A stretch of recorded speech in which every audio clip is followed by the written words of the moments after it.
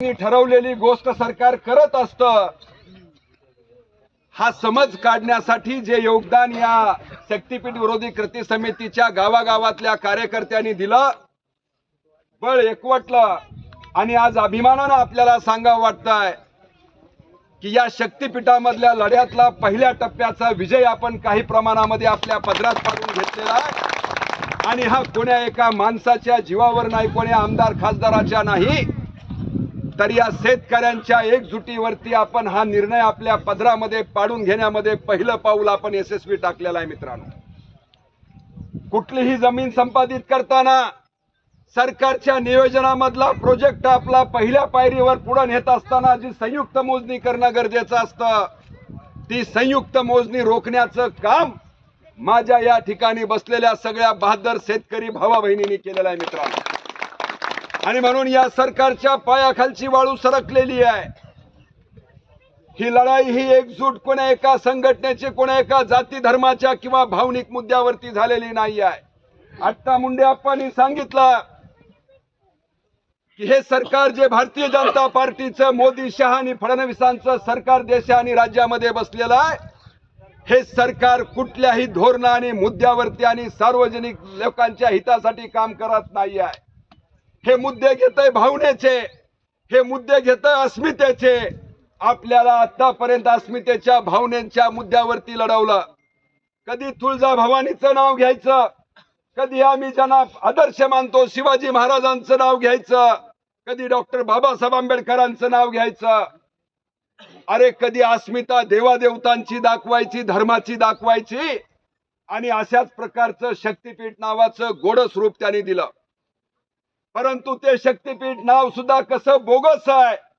ज्या पद्धतीनं राष्ट्रभक्तीची खोटी वल्गना या सरकारने केली, देशभक्तीच्या नावाखाली देशात सरकार आणली, परंतु ते सरकाराने आपलं खरा चेहरा झाकण्यासाठी पुलवामा असेल किंवा आपला आता पहलगाम असेल, ज्या देशातल्या सैनिकाला मारण्याचं पाप ज्या मोदी आणि शहानी केलं, ते भावनिकतेचं नाटक आपल्या सगळ्या एकजुटीने आपण धुडकावून लावलेला आहे। मित्रांनो, आज लक्षात ठेवा, जे शक्तीपीठ नाव देऊन हा रस्ता निर्माण करण्याचा प्रयत्न केला, त्या शक्तीपीठामध्ये नवीन जे काय आता अलाइनमेंट केलेलं आहे, नव्या रस्त्याची कल्पना जी समोर आलेली आहे, ह्यांचं ढोंग आणि खोटी अस्मिता आपण आता उघडी पाडण्यात यशस्वी झालेलो आहे। आताच्या अलाइनमेंट मध्ये शक्तीपीठामध्ये महत्वाची देवी असणारी आमच्या मायमाऊलींना माहिती आहे। जिथं महत्वाचं स्थान कोल्हापूरची देवी आहे, त्या देवीला वगळून आता हा रस्ता साहेब जातोय। एवढंच नाही, ज्या ज्या देवांचे नाव घेऊन तुम्ही शक्तीपीठाचा सुरुवाती शेवट केली, त्या पत्रा देवीला सुद्धा आता हा नव्या अलाइनमेंट प्रमाणे रस्ता जाणार नाही आहे। आमच्या ज्योतिबाला हा रस्ता जाणार नाही आहे, आमच्या बाळूमामाच्या मंदिराला हा रस्ता आता जाणार नाही आहे। तुमचं खोटेपण आता उघडं पडलेलं आहे आणि ते उघडं पाडण्यामध्ये आपण आतापर्यंत केलेली मेहनत आपल्या कामाला आलेली आहे। मित्रांनो, म्हणून मी आपल्याला सांगणार आहे, ही एकजूट कोण्या एका अस्मितेच्या मुद्द्यावरती नाही आहे, ही एकजूट कोण्या एका जाती आणि धर्माच्या नावावरती नाही आहे। ही एकजूट जाती धर्म आणि पक्ष संघटनांच्या पुढे जाऊन शेतकरी जात आणि माझ्या शेती मातीसाठीची ही एकजूट आपली झालेली आहे। आणि म्हणून ही एकजूट ज्या पद्धतीने आपण खंबीर ठेवू शकतो, तेच आपला यश आणि आपला विजय निश्चित करणार आहे। कुणीही मसी आपल्यासाठी येणार नाही आहे, कुणीही माईचा लाल येऊन आपली शेती वाचवणार नाही आहे। आपली शेती माती आणि माझा शेतकरी मायबाप जर वाचवायचा असेल, तर आजपर्यंत ज्या पद्धतीची एकजूट आपण हातात हात घालून लढलो, ती आणखी आपल्याला बळकट करावं लागणार आहे।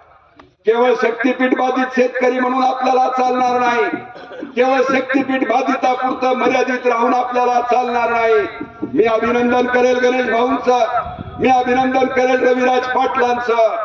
केवळ बाधितांचं आणि शक्तीपीठाचं आंदोलन म्हणून आपल्याला थांबवून चालणार नाही। याचं कारण असं आहे की प्रत्यक्षपणे जरी या शक्तीपीठामध्ये आपण बाधित होत असलो, तर या प्रत्यक्षपणे त्याच्यापेक्षा कितीतरी पटीनं शेतकरी बाधित होणार आहे।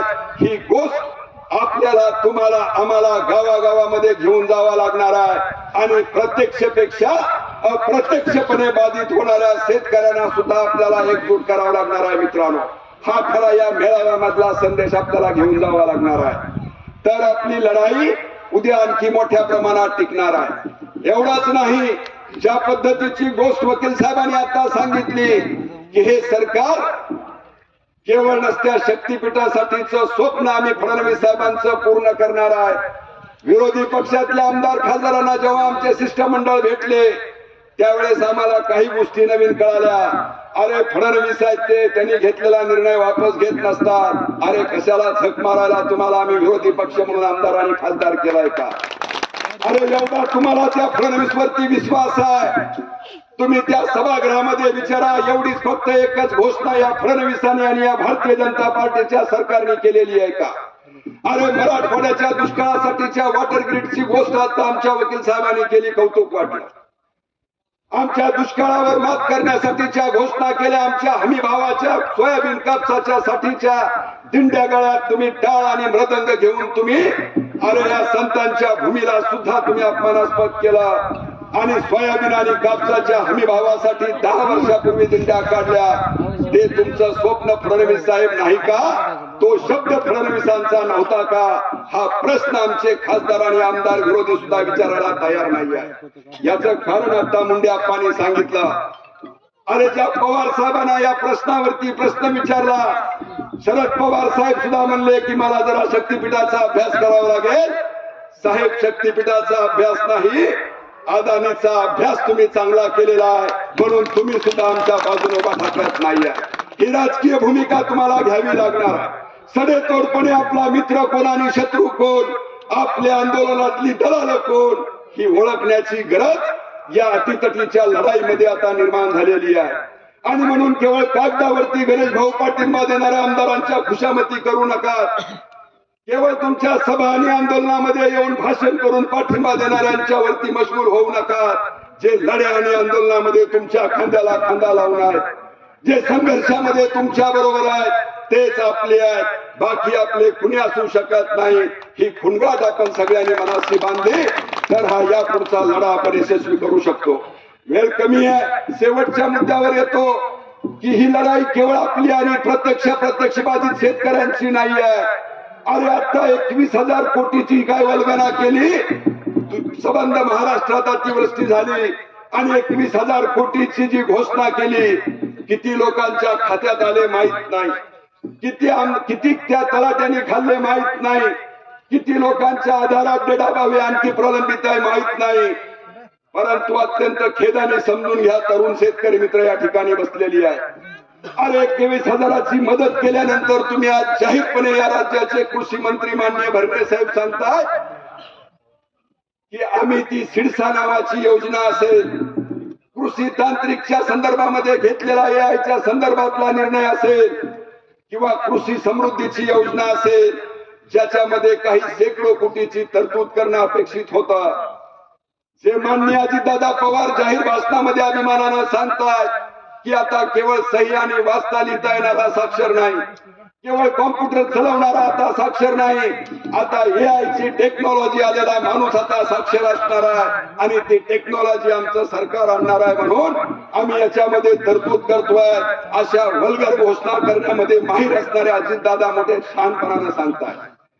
परंतु वस्तुस्थिती तुम्ही ज्या राज्याचे अर्थमंत्री आहेत, तुम्ही ज्याची वल्गना करताय त्या गोष्टीवर फक्त 15% तरतूद सरकारची आहे, 85% तरतूद या तंत्रज्ञान निर्माण करणाऱ्या कंपन्याची आहे. पण आज तुम्ही अर्थमंत्री म्हणून 15%ची तरतूद सुद्धा करू शकत नाही. ही लाजिरवाणी गोष्ट आपण सगळ्यांनी लक्षात घेतली पाहिजे. एका बाजूला तुम्ही शेकडो कोटी रुपये आज तरतूद करत नाहीये घोषणा करून, आणि इकडे मात्र 80,000 कोटीचा हा रस्ता ज्याची गरज नाही, जो आताच्या नवीन या अलाइनमेंट प्रमाणे आणखी 60 किलोमीटर वाढलेला आहे, त्याचा सुद्धा खर्च आणखी वाढणार आहे. वास्तवात येईपर्यंत किती लाख कोटी पर्यंत हा खर्च जातो आहे, याची तरतूद तुम्ही कुठून करणार आहात, हा खरा प्रश्न महाराष्ट्रातल्या तमाम सुशिक्षित शेतकऱ्यांच्या तरुण पोरांनी आता विचारला पाहिजे.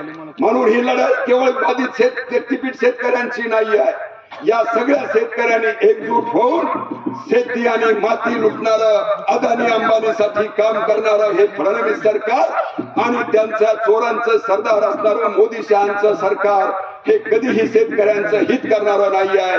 आणि म्हणून ही लढाई केवळ शक्तीपीठ वाचवण्यापुरती मर्यादित नाही आहे. एकूण शेतकरी विरोधी धोरण ज्या पद्धतीचं चाललेलं आहे या विरोधातली लढाई यापुढे आपल्याला आणखी तीव्र करावं लागणार आहे.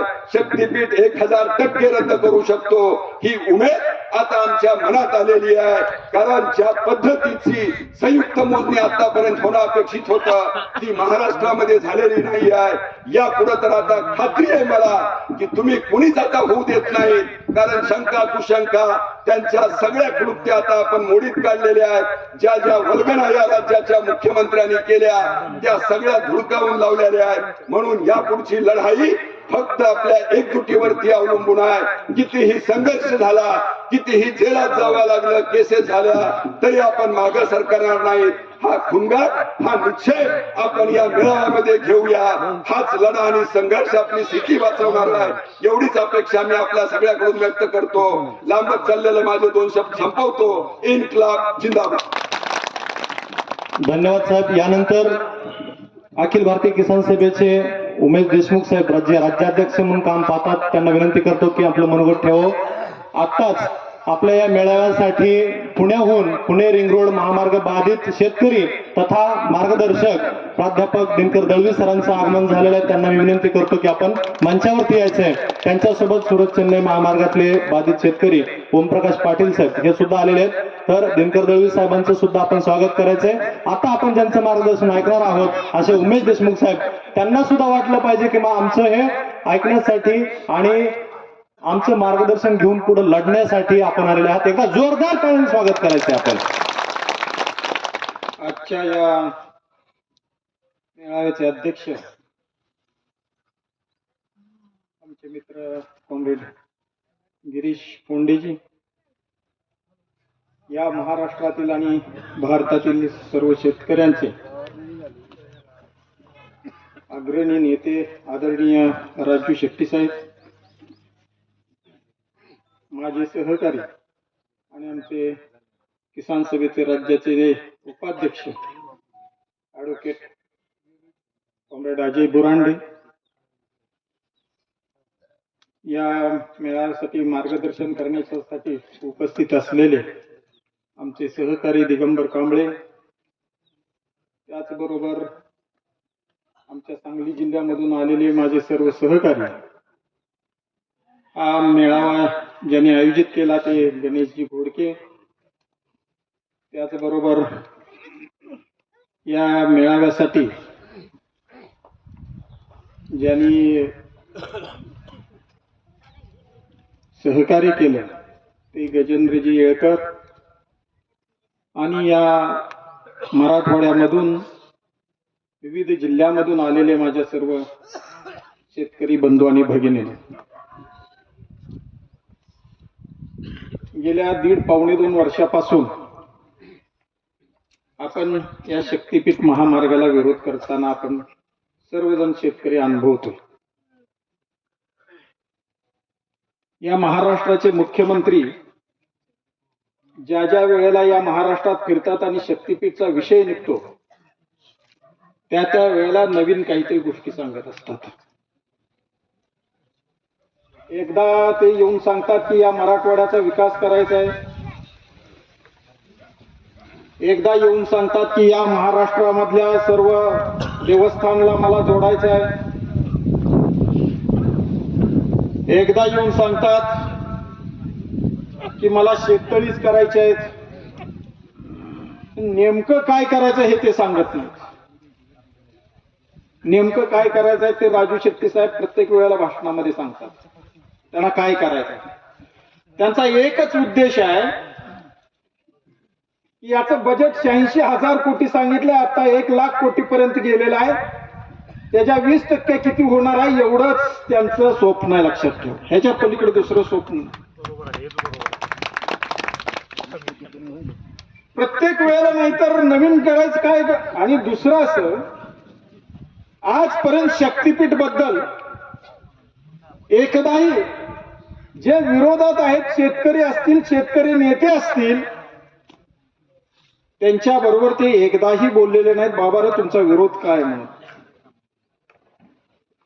कारण त्यांना माहिती आहे की हा जो विरोध आहे, आपण समर्थन करायला बसलो तर ते विरोधातले मुद्दे जास्त आहेत, त्यामुळं आपलं बोलणं त्यांच्या समोर टिकणार नाही हे त्यांना माहिती आहे. आणि म्हणून ते शक्तीपीठ बद्दल विरोध करणाऱ्यांच्या समोर बोलत नाही. आपण त्यांना अनेक वेळेला आवाहन केलेलं आहे, तुम्ही समोरासमोर चर्चा करा, आमचं म्हणणं ऐकून घ्या, वाटलं तर तुमचं म्हणणं आम्ही ऐकतो, आम्हाला समजून सांगा, आणि आम्हाला पटलं तर आमचा विरोध आम्ही थांबवू शकतो. परंतु ज्या ज्या वेळेला चर्चेची मागणी केली, आम्ही त्यांना भेटायचं ठरवलं, त्या त्या वेळेला म्हणजे ज्या वेळेला पश्चिम महाराष्ट्रात येतात ते यायच्या अगोदर पोलीस दारात येतात. दिवसभर पोलीस दारातून हलतच नाहीत. अगदी कुठं जरी गेलो तरी तिथं पाठीमागे पोलीस आहेत. म्हणजे त्यांना भीती ही आहे की या शक्तीपीठ मधले जे शेतकरी विरोधात आहेत ते फक्त विरोधात राहणार नाहीत, आपण ज्या ज्या ठिकाणी जाऊ त्या त्या ठिकाणी विरोध करणार.